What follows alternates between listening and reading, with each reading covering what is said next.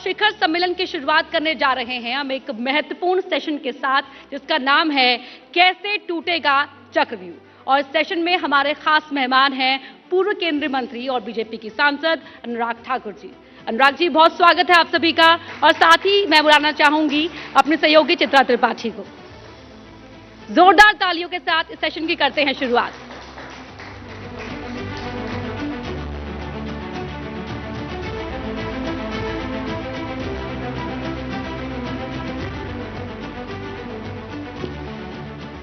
ABP news के शिखर सम्मेलन में सभी दर्शकों का बहुत बहुत स्वागत है। और मंच पर एक ऐसे खास मेहमान इस वक्त हमारे साथ जुड़ चुके हैं जिन्होंने हाल ही में जीत का चौका लगाया है।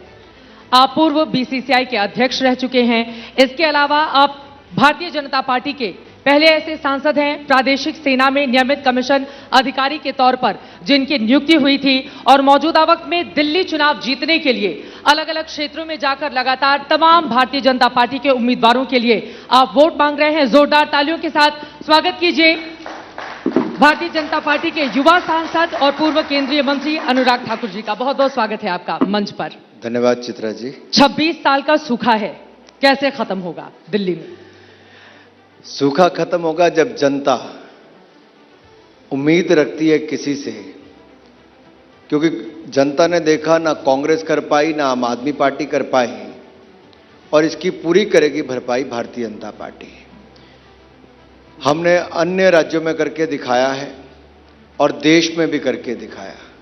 पिछले 10 वर्षों में जनता ने देखा कि कैसे 4 करोड़ पक्के मकान गरीबों के लिए बनाकर दे दिए, 3 करोड़ नए मकान और मंजूर कर दिए, 12 करोड़ शौचालय बने, 13 करोड़ घरों को नल से स्वच्छ जल पहुंचाया, 60 करोड़ लोगों को मुफ्त में 5 लाख का इलाज आयुष्मान भारत में करवाया, 80 करोड़ लोगों को मुफ्त में अनाज पहुंचाया। साथ ही साथ देश में जो विकास है, 10वें नंबर की अर्थव्यवस्था थी, हमने 5वें नंबर की अर्थव्यवस्था भारत को बनाया है। अगले 3 वर्षों में भारत दुनिया की तीसरी बड़ी अर्थव्यवस्था बन जाएगी। हमारे 74 एयरपोर्ट थे, 160 एयरपोर्ट हो गए, 96,000 किलोमीटर नेशनल हाईवे थे, 1,50,000 किलोमीटर हो गए, 3,26,000 किलोमीटर ग्रामीण सड़कें थी, 7,30,000 किलोमीटर हो गई।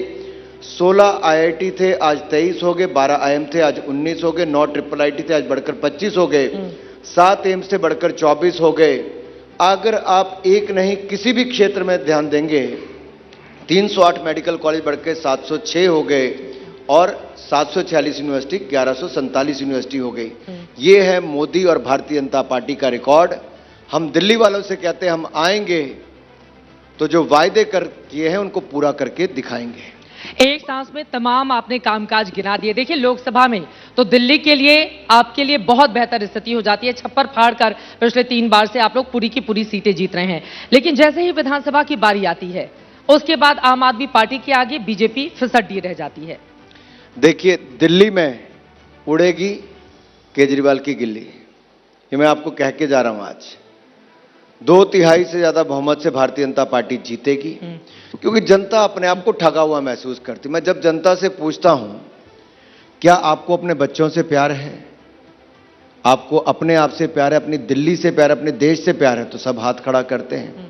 और मैंने पूछा उनसे कि आपको साफ पानी मिला, साफ सड़कें मिली, साफ हवा मिली, यमुना जी साफ मिली, कूड़े के पहाड़ साफ मिले, तो सब कहते नहीं मिले। और इसका दोषी कौन? आम आदमी पार्टी और अरविंद केजरीवाल जी। इसलिए हमने कहा है कि भाजपा को जिताओ, सड़कें भी साफ देंगे, पानी भी साफ देंगे, हवा भी साफ देंगे, यमुना जी भी साफ करेंगे, और कूड़े के पहाड़ भी साफ करवा कर देंगे। यमुना जी की पानी को लेकर बहुत सारे सवाल हैं, अरविंद केजरीवाल अपनी बात पर अडिग हैं। देखिए, 2 बातें, जिस व्यक्ति की राजनीति ही झूठ से शुरू हुई हो और जिसकी हर बात में केवल आरोप लगाना और कीचड़ उछालना यही रह गया, 11 वर्ष सरकार चलाने के बाद जो जवाब देने के लिए तैयार ना हो।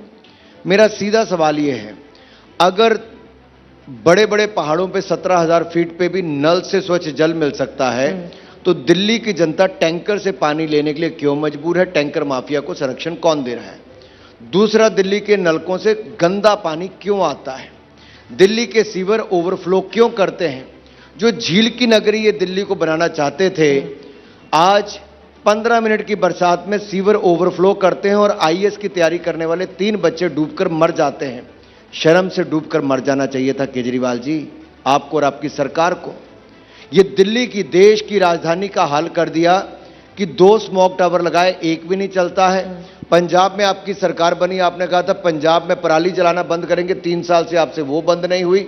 दिल्ली की जनता को गैस चैम्बर में जीने के लिए मजबूर कर दिया है। अब अगर आप जवाब नहीं देते हैं तो जनता ने मन पक्का कर लिया है कि आपने जो शराब घोटाले किए, आपने जो मोहल्ला क्लिनिक घोटाला किया, क्लासरूम घोटाला किया, इनका जवाब भी जनता लेकर रहेगी और इस बार केजरीवाल जी की दिल्ली में गिल्ली उड़ाकर रहेगी। मैं फिर से उस सवाल पर आ जाती हूं। यमुना जी में जहर मिलाने का काम बीजेपी के हरियाणा सरकार ने किया है और इसके अलावा वो लगातार अडिग है। उन्होंने एक शब्द का इस्तेमाल किया था, नरसंहार, कि दिल्ली के लोगों का नरसंहार करना चाहती है बीजेपी। अब वो कह रहे हैं कि मैंने ये बात बोल दी, अब बीजेपी के नेता एफआईआर की धमकी दे रहे हैं मुझ पर। कोई व्यक्ति इतना नीचे कैसे गिर सकता है? जिस राज्य में पैदा हुआ हरियाणा में, उसी को अपमानित करता है, झूठ बोलता है।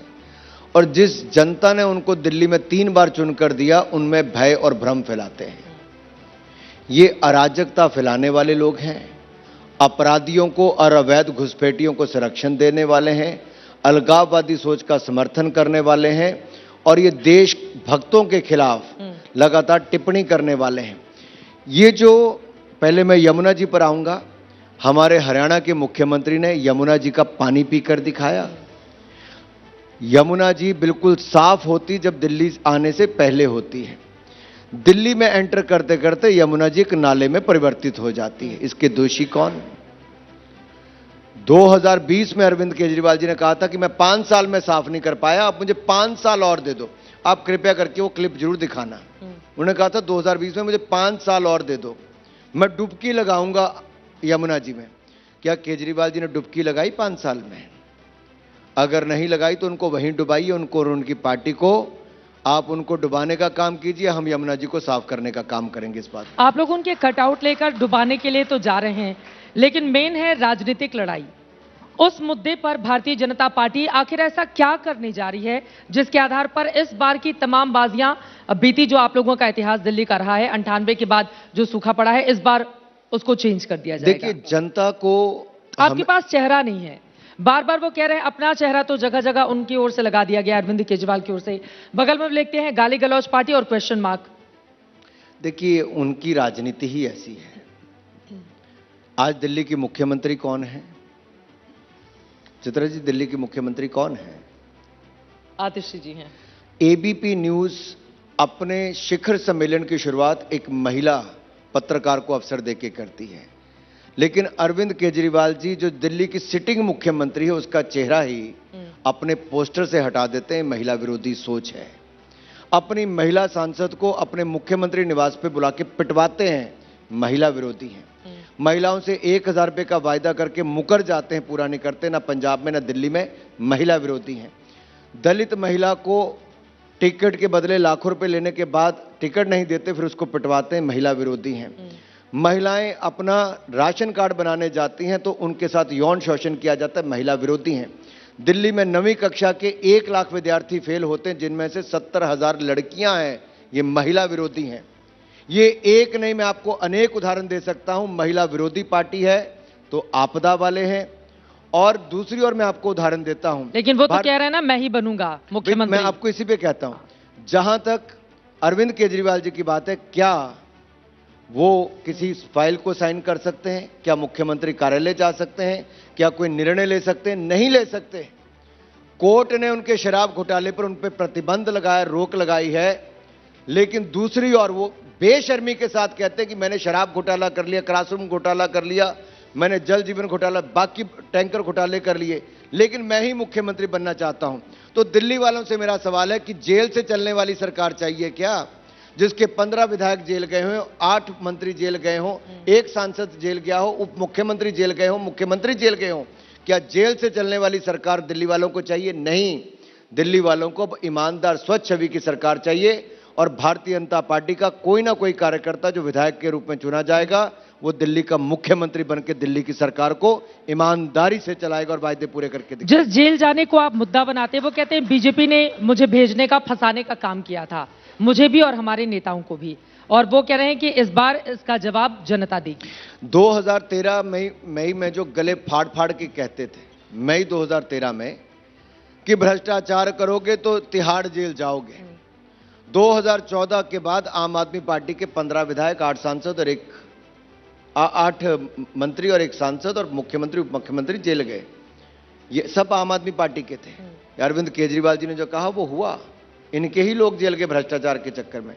हमने नहीं किया, आम आदमी पार्टी ने किया। पंजाब में इनके स्वास्थ्य मंत्री को इस्तीफा देना पड़ा, भ्रष्टाचार करके 4 महीने के अंदर किया। चित्रा जी, सवाल ये खड़ा होता है कि ये चोरी भी करते हैं और सीना जोरी भी करते हैं। मैं दूसरी ओर भाजपा की बात करता हूं। मोदी सरकार 10 साल से है, 1 रुपए के भ्रष्टाचार का आरोप कोई नहीं लगा पाया, ईमानदारी से सरकार चलाई। और जहां जहां हमारी सरकारें, महाराष्ट्र हो, छत्तीसगढ़ हो, हमारा मध्य प्रदेश हो, हमने तीनों जगह पर महिलाओं के खाते में 1500 रुपया डाला है और करोड़ों महिलाओं के खाते में डाला। दिल्ली में हमारी सरकार बनेगी, 2500 रुपया हर महीने महिलाओं के खाते में आएगा, 21,000 रुपया गर्भवती महिला को देंगे, 6 पोषण किट देंगे।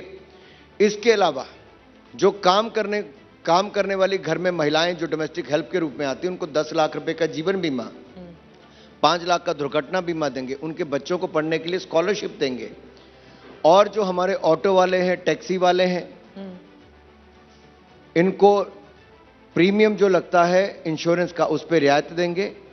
और ऑटो वाले, टैक्सी वाले हों, घर में काम करने वाली बाई हो या कोई भाई हो, या हमारे गिग वर्कर्स हो, इन सबको 10 लाख रुपए का जीवन बीमा, 5 लाख का दुर्घटना बीमा और इनके बच्चों को शिक्षा के लिए स्कॉलरशिप देंगे। ऐसे हमारे जो निर्माण श्रमिक हैं, उनको हम 10 लाख रुपए का जीवन बीमा, 5 लाख का दुर्घटना बीमा, 10,000 रुपए की टूल किट देंगे। और वकीलों को और मीडिया कर्मियों को 10 लाख का इलाज मुफ्त में और 10 लाख का जीवन बीमा भी मुफ्त में देंगे। ये हमारा वायदा है जो हम पूरा करके देंगे। केजी से लेके पीजी तक की शिक्षा सरकारी स्कूलों में हम बिल्कुल मुफ्त देने वाले हैं। अनुसूचित जाति के बच्चों को 1,000 रुपया स्टाइपन हर महीने मिलेगा।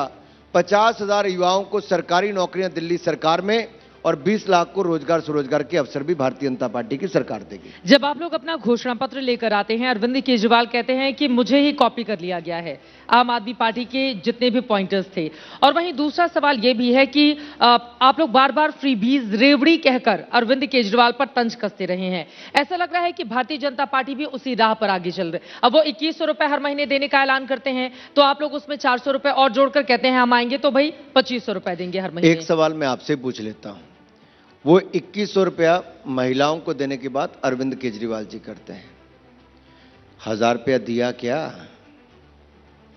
2100 तो छोड़ो, 5 साल सरकार रही, 1000 रुपया दिया क्या?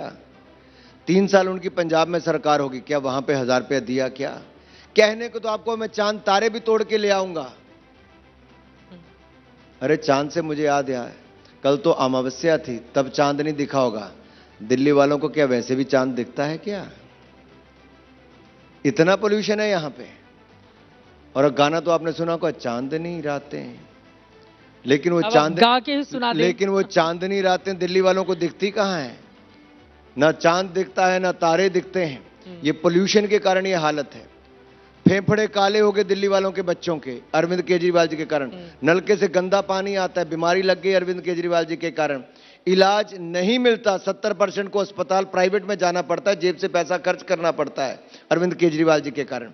ये दोषी, और दोषी कोई है केवल भ्रष्टाचार के नहीं, लोगों की जिंदगी बर्बाद करने के भी तो आपदा वाले हैं, जिन्होंने आपदा के समय, कोविड के टाइम भी ऑक्सीजन की कमी खड़ी कर दी और शराब वालों को हजारों करोड़ रुपए की छूट देके लूट मचा दी। ये कोई निर्दयी व्यक्ति हो सकता है, भ्रष्टाचारी हो सकते हैं, तो ये आम आदमी पार्टी के लोग ही हो सकते हैं। बार बार अरविंद केजरीवाल की ओर से यह भी कहा जा रहा है कि बीजेपी की सरकार आएगी तो हमारी तमाम योजनाएं बंद कर देगी, फ्री शिक्षा बंद कर दिया जाएगा, झुग्गी झोपड़ियों को जिस तरह की सुविधा दी जा रही है आप सरकार की ओर से, उसको भी बंद कर दिया जाएगा। इन तमाम मुद्दों पर वो घेर रहे हैं। और फिर से उस सवाल का जवाब आपने दिया नहीं। ये जो फ्री की रेवड़ी है, ये तो बीजेपी भी बांटने का वादा कर रही है। देखिए, मैं बड़ा स्पष्ट करूं, दिल्ली में जिनको मुफ्त में बिजली, मुफ्त में पानी, मुफ्त में बस सेवा मिलती है वो जारी रहेगी, कोई रोक उस पर नहीं है, कोई योजना हम रोकने नहीं जा रहे। लेकिन जिन लोगों के घरों में लाखों रुपए का पानी का बिल आ रहा है, किसी को हजारों रुपए का पानी का बिल आ रहा है, वो क्यों आ रहा है अरविंद केजरीवाल जी? अगर 21,000 लीटर पानी मुफ्त मिलना था तो बिल क्यों आ रहा है? अगर बिजली मुफ्त में मिलनी थी तो बिजली का बिल क्यों आ रहा है? अगर आपके मोहल्ला क्लिनिक है तो लोगों को अपनी जेब से पैसा खर्च करके इलाज क्यों करवाना पड़ रहा है? हम इसीलिए कह रहे हैं कि इलाज 10 लाख रुपए का मुफ्त में कराएंगे और मोहल्ला क्लिनिक के भ्रष्टाचार की एसआईटी जांच करवाएंगे।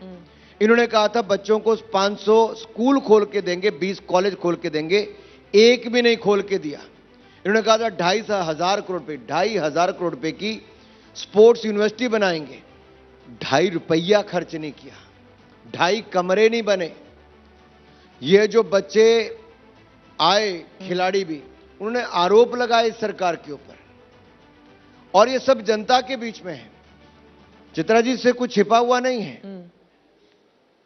और मैं खुली चुनौती देता हूं अरविंद केजरीवाल जी को, जितने मैंने आज आरोप लगाए, अगर एक का जवाब भी दे जाएं, एक का भी, 11 साल राज करने के बाद, तो अपने आप में प्रश्न चिन्ह खड़ा होता है कि जवाब है ही नहीं। और जहां तक रेवड़ी बांटने की आपने बात कही, अगर हमने देश में 4 करोड़ पक्के मकान बनाए, 13 करोड़ घरों के 65 करोड़ लोगों के घरों में नल से स्वच्छ जल पहुंचा दिया, महिलाओं को खुले में शौच करने ना जाना पड़े, उनको शौचालय 12 करोड़ बनाकर दे दिए, भूखे पेट कोई ना सोए, हमने 80 करोड़ लोगों को मुफ्त में अनाज दे दिया, और 25 करोड़ गरीबों को गरीबी रेखा से बाहर निकाल दिया। ये रेवड़ी बांटना नहीं, ये गरीबों को गरीबी रेखा से बाहर निकालने का काम हमने किया। ठीक है, अब बीजेपी जो दावा कर रही है, चूंकि आप भी जब अलग अलग क्षेत्रों में चुनाव प्रचार करने हाल ही में पहुंचे थे, मैंने कवर भी किया था, वहां पर आपका इंटरव्यू भी हुआ था, भीड़ भी बहुत ज्यादा उमड़ रही है, लेकिन ये भीड़ क्या बीजेपी के लिए कन्वर्ट होगी वोटर के तौर पर, यह देखना महत्वपूर्ण रहेगा। एक और सवाल कांग्रेस पार्टी को लेकर, बस इतना ही कहूंगा, ये भीड़ जो उमड़ रही है, क्या ये भाजपा को आएगी? मैं इतना ही दिल्ली वालों से कहता हूं, आप थोड़ा सेल्फिश हो जाइए, बिल्कुल सेल्फिश हो जाइए। आप किसी और के बारे में मत सोचिए, केवल अपने बच्चों का वर्तमान और भविष्य सोचिए, अपना भविष्य और अपना वर्तमान सोचिए, दिल्ली और देश का हित सोचिए। अगर आपको लगता है कि प्रदूषण मुक्त होना चाहिए, स्वच्छ पानी मिलना चाहिए, यमुना जी साफ होना चाहिए, यमुना जी पर रिवर फ्रंट बनना चाहिए, आपके बच्चों को मुफ्त शिक्षा मिलनी चाहिए, रोजगार स्वरोजगार के अवसर मिलने चाहिए, एक अच्छा जीवन, एक अच्छी राजधानी बनाकर देना चाहिए, तो आप कृपया करके भारतीय जनता पार्टी को वोट करें। ये मोदी की गारंटी हम पूरा करके देंगे, इस बात का विश्वास आपको दिलाता हूं। ठीक है, अब मोदी की गारंटी का जिक्र तो हो रहा है, लेकिन आ जाती हूं अब मैं आपकी दूसरी कांग्रेस पार्टी पर, जिसका आप लोग विरोध करते हैं लगातार। राहुल गांधी जबरदस्त तरीके से अरविंद केजरीवाल पर हमला बोल रहे हैं। अरविंद रजाई से निकल आए, वो जो टी शर्ट में घूमते थे, पहाड़ों पे भी जिनको ठंड नहीं लगती थी, राहुल गांधी जी, दिल्ली के चुनाव पूरा कैंपेन हो गया, मात्र 4 दिन बचे हैं, और वो महाशय रजाई से बाहर नहीं निकल पा रहे थे, शायद कोई सर्दी जुकाम हो गया था। ये पटना मध्य प्रदेश चले गए थे। राहुल गांधी जी डबल डेटिंग कर रहे हैं। जी हां, डबल डेटिंग। कैसे? आप देखिए, इन्होंने तो पूरी की पूरी कांग्रेस पार्टी ही गिरवी रख दी अरविंद केजरीवाल जी के पास। इनका कोई नेता कैंपेन करता नजर नहीं आता, इनकी कई रैलियां रद्द हो गई। अभी तो बहुत हमला कर रहे हैं, शराब के मुद्दे पर, जेल जाने को लेकर, तमाम दूसरे मुद्दों पर, शीश महल को लेकर भी हमला किया है उन्होंने। ये जब पिछले 4 दिनों से हमने हमला किया ना, भाई रजाई से कब निकलोगे, जुकाम कब खत्म होगा, तब से थोड़ा बाहर निकले हैं। तो आप लोग क्यों उनको रजाई से बाहर निकालना चाहते हैं? क्या मिलेगा बीजेपी को इससे? राहुल गांधी प्रचार करेंगे कांग्रेस के लिए, तो भाई कांग्रेस को थोड़ा जगाना भी तो है, ये काम बीजेपी ने ले रखा हिलाना है। भी तो है, बीजेपी ने ले रखा है। मुख्य विपक्षी दल है, विरोध होके तो बेचारे लीडर ऑफ ऑपोजिशन बने हैं, लेकिन लीडर तो बने हैं। हाँ। आप चाहते हैं कि वोट कटवा पार्टी बन जाए आम आदमी पार्टी की कांग्रेस, कि वो वोट काटे और बीजेपी इधर पूरा लाभ ले जाए? देखिए, कटवा हम बोले, मैं ऐसा कहता नहीं, मैं कहता हूं केवल कांग्रेस की जो अपनी भूमिका है वो भी यहां पर विपक्ष में है, हाशिए पर है। मात्र 4% वोट पाती है कांग्रेस पार्टी, मात्र 4% वोट पार्टी, जो कभी देश का सबसे बड़ा राजनीतिक दल था, वो आज केवल 4% वोट पाने वाली पार्टी रह गई। आप वो इतना देश ख्याल के- क्यों रख रहे हैं वो- कांग्रेस वो- पार्टी का? वो- मुझे समझ में नहीं आ रहा मैं है। ये कहता हूं जो देश के अन्य हिस्सों में जी। जो देश के अन्य हिस्सों में केवल अपने गठबंधन दलों के सहारे 2-4 सीटें पाते हैं, अगर वो गठबंधन दल ना हो तो बिहार हो, यूपी हो या जम्मू कश्मीर हो, उनको उतनी सीटें भी ना मिले। ये हालत आज कांग्रेस पार्टी की हो गई। और संविधान और या रिजर्वेशन की जो बात करते थे, अरविंद केजरीवाल जी की पार्टी ने बाबा साहब अंबेडकर का वो घोर अपमान किया है। बाबा साहब अंबेडकर की मूर्ति तुड़वा दी। भगवंत मान जी मुख्यमंत्री रहते अपनी माला निकाल के अंबेडकर जी के गले में डाल दी। इनके 2 दलित मंत्रियों ने इस्तीफा देकर कहा कि आम आदमी पार्टी अंबेडकर विरोधी और दलित विरोधी है। दलित महिला के साथ अत्याचार यहां पर किया गया। एक नहीं अनेक ऐसे उदाहरण हैं जहां पर दलितों का अपमान आम आदमी पार्टी में किया, लेकिन राहुल गांधी जी ने एक शब्द नहीं बोला। एक शब्द मीन्स एक शब्द नहीं बोला। जूता सुंघाने की बात की, जूता सुंघाने की दलित एमएलए को भगवंत मान जी ने। राहुल गांधी जी एक शब्द नहीं बोलते हैं, अरविंद केजरीवाल जी एक शब्द नहीं बोलते हैं। कितना दलितों का अपमान करोगे? आज सिर्फ सफाई कर्मचारी सड़कों पे आ गए, उनके वायदे पूरे नहीं किए। उनको पक्का करना था वो नहीं किया। सफाई कर्मचारियों को कुचलने का काम अरविंद केजरीवाल जी ने अपनी गाड़ी के सामने किया। ऐसा कैसे हो सकता है? ये दलित विरोधी और महिला विरोधी सोच जो है, ये उनको इस बार भारी पड़ेगी। लेकिन अरविंद केजरीवाल कह रहे हैं कि इस बार बीजेपी और कांग्रेस आपस में मिल गए हैं।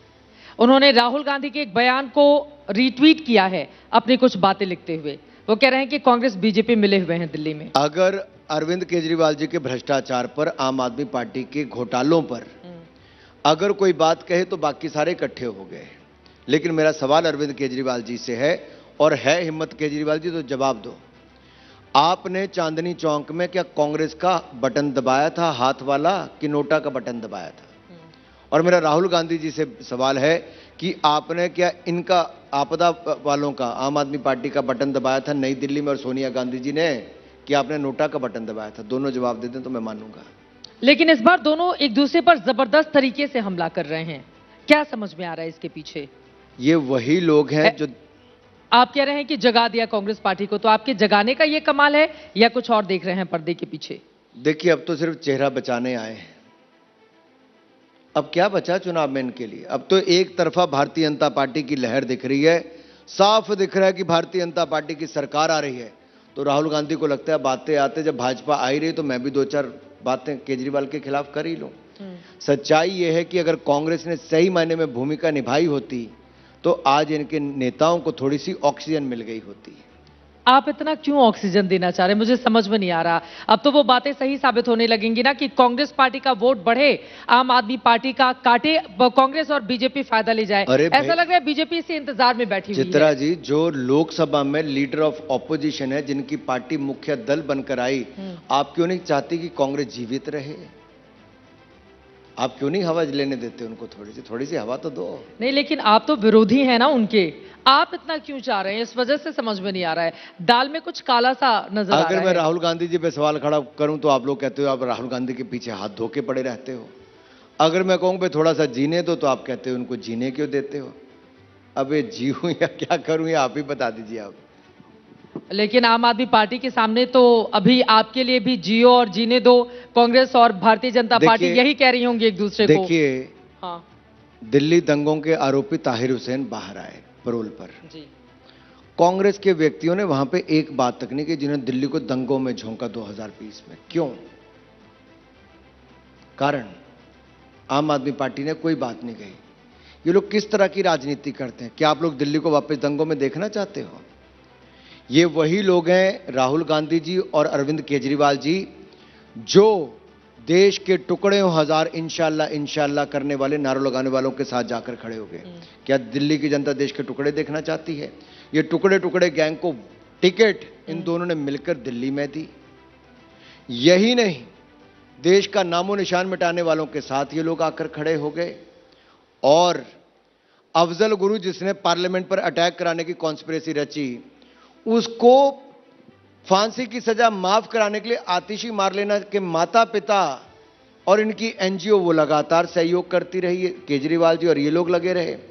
अब दिल्ली के बच्चों को नए स्कूल तो मिले नहीं, लेकिन आम आदमी पार्टी के नेता और मैं कहता हूं अरविंद केजरीवाल जी बताएं कि इनके कौन कौन से नेता और ये क्यों साथ में शामिल है कि दिल्ली के स्कूलों में बम धमाकों की धमकी देने वाली ऐसी कई बार कॉल्स कराकर प्राइवेट स्कूलों को बंद करवाया गया, भय भ्रम फैलाया गया और लोगों को अपनी फ्लाइट कैंसिल करके, ट्रेन कैंसिल करके, दफ्तर छोड़ के अपने बच्चों को लेके आने पड़ा। उनमें से एक मैं भी हूं। ये भय और भ्रम फैलाने की राजनीति इनको क्यों करनी है? दिल्ली वालों के जहन में आतंक क्यों फैलाना है? ये क्यों ऐसी सोच रखते हैं? आप भय की बात कर रहे हैं, उधर से आरोप लगाए जाते हैं कि बीजेपी ध्रुवीकरण की सियासत करती है। और मुझे तो तमाम बातों पर 2020 में आपका भी एक जो बयान था रैली में, तो वो बहुत ज्यादा विवादास्पद रहा था। मैं आपको इस बार अनुराग जी बहुत सोच समझ के बोलते हैं रैली। नहीं, ऐसा नहीं, मैं बहुत साफ कहता हूं, सबका साथ सबका विकास। अगर ये जितनी मैंने योजनाएं बताई, मकान से लेके पानी और बाकी सब, इसमें ना हमने जाति देखी, ना धर्म, ना क्षेत्र देखा, ना दल देखा। महिला पुरुष कोई भी किसी जाति धर्म के हो, उनको पक्का मकान मिला। और मैं इस मंच पे कह के जा रहा हूं, कोई हो तो चेक करवा लें, सबसे ज्यादा लाभ मिला तो दलित समाज को, पिछड़ा वर्ग को और अल्पसंख्यक को। चाहे वो मकान हो, पानी की व्यवस्था हो, मुफ्त अनाज हो या मुफ्त इलाज हो, ये सारे का सारा लाभ मिला है। तो दलित समाज को, अल्पसंख्यक को, ओबीसी को, इनको बड़ा लाभ मिला। हमने ये नहीं देखा हिंदू कौन है, मुसलमान कौन है। हमने देश के विकास के साथ साथ देश की जनता का विकास और जन जन के विकास का ध्यान रखा है। लेकिन चुनाव में जब भाषा की मर्यादा, क्योंकि इसी को हथियार बना लिया है, रमेश विधुड़ी जी आप ही के कालकाजी से उम्मीदवार हैं, उनके बयान को आधार बनाकर अब बड़े बड़े जो होर्डिंग छप रहे हैं आम आदमी पार्टी के, उसमें यही गाली गलौज पार्टी कहकर वो संबोधित कर रहे हैं भाजपा को। रमेश विधुड़ी जी ने तो माफी भी मांगी। अरविंद केजरीवाल जी जो मुख्यमंत्री रहकर अपनी सांसद को अपने घर पे पिटवाते हैं, क्या अरविंद केजरीवाल ने माफी मांगी? क्या दलित महिला से पैसे लेके, टिकट लेके मुकर गए, क्या अरविंद केजरीवाल ने माफी मांगी? क्या आतिशी मारलेना की फोटो अपने होर्डिंग बैनर पोस्टर से हटा दी मुख्यमंत्री रहते हुए, क्या उन्होंने माफी मांगी? क्या महिलाओं का यौन शोषण किया, क्या इस पे अरविंद केजरीवाल ने माफी मांगी? उनके विधायक ने अपनी पत्नी को पीटकर कुत्ते पीछे छोड़ दिए, क्या अरविंद केजरीवाल ने माफी मांगी? सवाल यह खड़ा होता है, आम आदमी पार्टी के लोग महिलाओं के खिलाफ अत्याचार करते हैं, गाली गलौज, क्या मारपीट तक आते हैं, क्या उन्होंने माफी मांगी है? क्या अरे भ्रष्टाचार भी करेंगे, अत्याचार भी करेंगे और केवल आरोप कराकर पतली गली से भागने का काम करेंगे। अब दिल्ली की जनता भागने नहीं देगी, दिल्ली में उनकी गिल्ली उड़ा कर देगी। इंडिया गठबंधन की ओर से अखिलेश यादव अरविंद केजरीवाल के लिए चुनाव प्रचार कर रहे हैं। आज भी उनका कार्यक्रम लगा हुआ है। कांग्रेस पार्टी को छोड़कर एक बड़ी स्ट्रैटेजी अपनाई गई है कि जो भी विपक्षी दल बीजेपी के खिलाफ जीतता हुआ दिखाई दे, उसको सपोर्ट कर दो।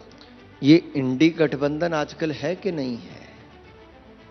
ये नाम बना था ना कुछ साल, 1.5 साल पहले, इंडी गठबंधन, जो मिलकर मोदी जी को हराने आए थे भारतीय जनता पार्टी को। कहां गया वो? है कहां? मैंने तब भी कहा था ना, इनका नेता है ना नीति है और नीयत में भी खोट है। लेकिन यूपी पूर्वांचली बहुत बड़ी तादाद में रहते हैं, पूर्वांचलियों का मुद्दा भी उठा था, पंजाबियों का भी इतना ज्यादा मुद्दा यहां पर उठा। अगर अखिलेश यादव प्रचार प्रसार करने आएंगे तो फिर आम आदमी पार्टी के लिए फर्क भी पड़ेगा। और देखिए, वो एक भी सीट पर चुनाव नहीं लड़ रहे हैं, उसके बावजूद पूरा साथ दे रहे हैं अपनी साइकिल लेकर झाड़ू को मजबूत करने के लिए। देखिए, बहुत मैं आपको बड़ा स्पष्ट कर दूं, बिहार में भी और उत्तर प्रदेश में भारतीय जनता पार्टी की सरकार है। और जहां तक पूर्वांचल के मेरे भाई और बहनों की बात है, मैं उनको याद करवाना चाहता हूं 2 बातों पे। जब कोविड का समय था, तब इन पूर्वांचल के मेरे भाई और बहनों में डर किसने पैदा किया, भ्रम किसने फैलाया, भय किसने पैदा किया? यही अरविंद केजरीवाल है, जो कहते थे भूखे मर जाओगे, सिलेंडर नहीं मिलेगा, गांव चले जाओ, और हजारों लोग सड़कों पर नंगे पांव चल पड़े। ना बसों की व्यवस्था की, ना खाने की व्यवस्था की। अरविंद केजरीवाल ने तो पूर्वांचल के लोगों को मरने पर मजबूर कर दिया। नरेंद्र मोदी जी ने ट्रेनों की व्यवस्था की, खाने की व्यवस्था की, भारतीय जनता पार्टी के कार्यकर्ताओं ने खाने के पैकेट भी दिए, योगी आदित्यनाथ जी ने बसें भेजकर उनको लेकर गए। ये भारतीय जनता पार्टी थी। जब सांसें उखड़ रही थी, जान जा रही थी, तो मदद करने भारतीय जनता पार्टी आगे आई थी पूर्वांचल के लोगों के लिए। दूसरी ओर जब छठ पूजा होती है, और ये पूरे साल में वो दिन का इंतजार करते हैं जब 48 घंटे तक आप ना पानी पीते हो ना कुछ खाते हो। यमुना जी के किनारे अगर आपको छठ का अपना अगर पूजा करने जानी हो तो आज मैं पूर्वांचल के लोगों से पूछता हूं कि यमुना मैया को साफ अरविंद केजरीवाल कर पाए? जो 2020 में कहते थे कि बस एक बार 5 साल और दे दो, मैं डुबकी पानी में लगाऊंगा। छठ वालों को तो डुबकी लगाने नहीं दी, पूजा करने नहीं दी। क्या अरविंद केजरीवाल ने डुबकी लगाई यमुना जी में? अगर नहीं लगाई तो भाइयों, इस आपदा वालों को, आम आदमी पार्टी को लो वहीं डुबा कर आओ, तब जाकर यमुना जी भी साफ होगी और पूर्वांचल मेरे भाइयों को भी उनका सब वो मिलेगा। आप अभी तो बीजेपी के लोग उनके कटआउट डुबा रहे हैं यमुना में जाकर। देखिए, मैं आज आपको बताता हूं, जहां पूर्वांचल के लोग ज्यादा रहते हैं, आप करावल नगर, मुस्तफाबाद से लेके इस पूरे इलाके में जाकर देखिए, यहां पर हालत क्या, सड़कें टूटी फूटी पड़ी हैं, सीवरेज बाहर निकल रहे हैं कई जगह। तो करावल नगर में तो आप ही के विधायक है ना, तो वहां पर सड़कें टूटी फूटी हैं तो कौन ठीक करवाएगा? वो बिल्कुल, आपने बहुत अच्छा सवाल किया, मैं धन्यवाद दूं आपको, ये आपने पूछा। वहां पे ये सारे काम किसने करने? प्रदेश की सरकार ने, मेयर ने। किसके हैं? कल तक तो आम आदमी पार्टी के लोग कहते थे मेयर हमारे नहीं, आज मेयर भी इनका है। तो जो सीवर खाली करने थे आज इनसे वो सीवर खाली नहीं हो पाए, जो रास्ते बनाने थे इन्होंने वो नहीं करने पाए।